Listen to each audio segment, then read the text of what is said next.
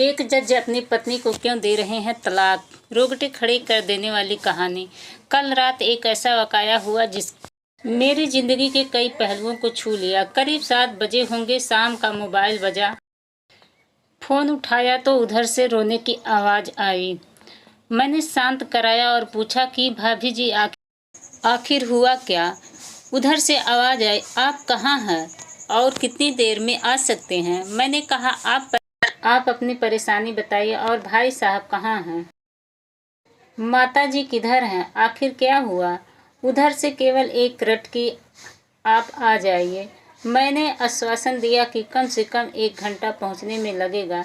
जैसे तैसे पूरी घबराहट में पहुंचा, देखा तो भाई साहब हमारे मित्र जो जज हैं सामने बैठे हुए हैं। भाभी जी रोना चीखना कर रही हैं। 12 साल का बेटा भी परेशान है, 9 साल की बेटी भी कुछ नहीं कर पा रही है। मैंने भाई साहब से पूछा कि आखिर क्या बात है। भाई साहब कोई जवाब नहीं दे रहे हैं। फिर भाभी जी कहाँ, ये देखिए तलाक के पेपर एक कोर्ट से तैयार करा के लाया है, मुझे तलाक देना चाहते हैं। मैंने पूछा ये कैसे हो सकता है, इतनी अच्छी फैमिली है, 2 बच्चे हैं, सब कुछ सेटल है। प्रथम दृष्टि में मुझे लगा ये मजाक है, लेकिन मैंने बच्चों से पूछा दादी किधर है। बच्चों ने बताया पापा ने इन्हें 3 दिन पहले नोएडा के वृद्धाश्रम में शिफ्ट कर दिया है। मैंने घर के नौकर से कहा मुझे और भाई साहब को चाय पिलाओ। कुछ देर में चाय आई। भाई साहब को बहुत कोशिश की चाय पिलाने की, लेकिन उन्होंने नहीं पी और कुछ ही देर में वो एक मासूम बच्चे की तरह फूट फूट कर रोने लगे। बोले मैंने 3 दिन से कुछ नहीं खाया है। मैं अपनी 61 साल की माँ को कुछ लोगों के हवाले करके आया हूँ। पिछले साल से मेरे घर में उनके लिए इतनी मुसीबतें हो गई कि पत्नी ने कसम खा ली कि मैं माँ जी का ध्यान नहीं रख सकती। ना तो उनसे बात करती थी और ना ही मेरे बच्चे बात करते थे। रोज मेरे कोर्ट से आने के बाद माँ खूब रोती थी, नौकर तक भी अपनी मनमानी से व्यवहार करते थे। माँ ने 10 दिन पहले बोल दिया बेटा तू मुझे ओल्ड एज होम शिफ्ट कर दो। मैंने बहुत कोशिश की पूरी फैमिली को समझाने की, लेकिन किसी ने माँ से सीधे मुंह बात नहीं की। जब मैं 2 साल का था तब पापा की मृत्यु हो गई थी। दूसरों के घरों में काम करके मुझे पढ़ाया, मुझे इस काबिल बनाया कि आज मैं जज हूँ। लोग बताते हैं माँ कभी दूसरों के घरों में काम करते वक्त भी मुझे अकेला नहीं छोड़ती थी। उस माँ को मैं ओल्ड एज होम में शिफ्ट करके आया हूँ। पिछले 3 दिनों से मैं अपनी माँ के लिए एक एक दुखों को याद करके तड़प रहा हूँ जो उसने केवल मेरे लिए उठाया है। मुझे आज भी याद है जब मैं 10 की परीक्षा में अपीयर होने वाला था, माँ मेरे साथ रात रात भर बैठी रहती। एक बार माँ को बहुत फीवर हुआ, मैं तभी स्कूल से आया था।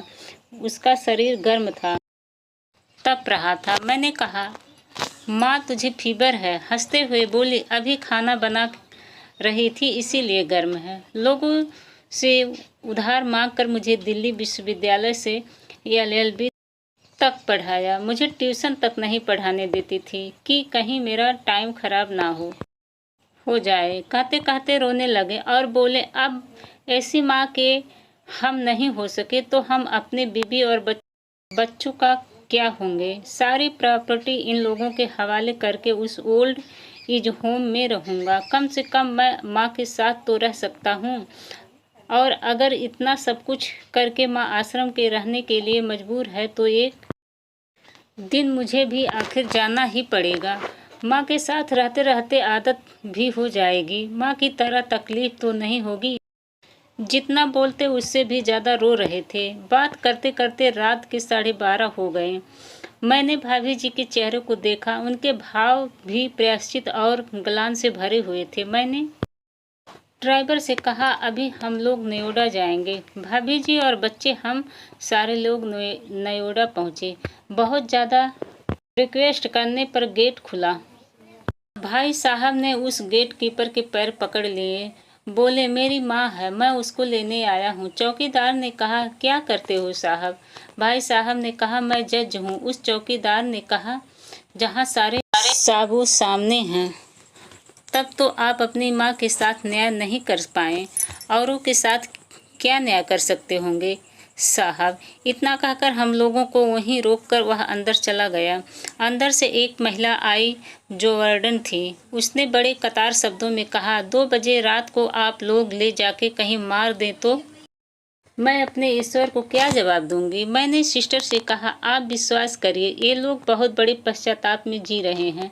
अंत में किसी तरह उनके कमरे में ले गई। कमरे में जो दृश्य था उसको कहने की स्थिति में मैं नहीं हूँ। केवल एक फोटो जिसमें पूरी फैमिली है और वो भी माँ जी के बगल में, जैसे किसी बच्चे को सुला रखा है। मुझे देखी तो उनको लगा कि कहीं बात ना खुल ना जाए, लेकिन जब मैंने कहा हम लोग आपको लेने आए हैं तो पूरी फैमिली एक दूसरे को पकड़कर रोने लगी। आसपास के कमरों में और भी बुजुर्ग थे। सब लोग जागकर बाहर तक ही आ गए। उनकी भी आंखें नम थी। कुछ समय के बाद चलने की तैयारी हुई। पूरे आश्रम के लोग बाहर तक आए। किसी तरह हम लोग आश्रम के लोगों को छोड़ पाए। सब लोग इस आशा में देख रहे थे कि शायद उनको भी कोई लेने आए। रास्ते भर बच्चे और भाभी जी तो शांत रहे, लेकिन भाई साहब और माता जी एक दूसरे की भावनाओं को अपने पुराने रिश्ते पर बैठा रहे थे। घर आते आते करीब 3:45 हो गया। भाभी जी भी अपनी खुशी की चाबी कहाँ है ये समझ गई थी।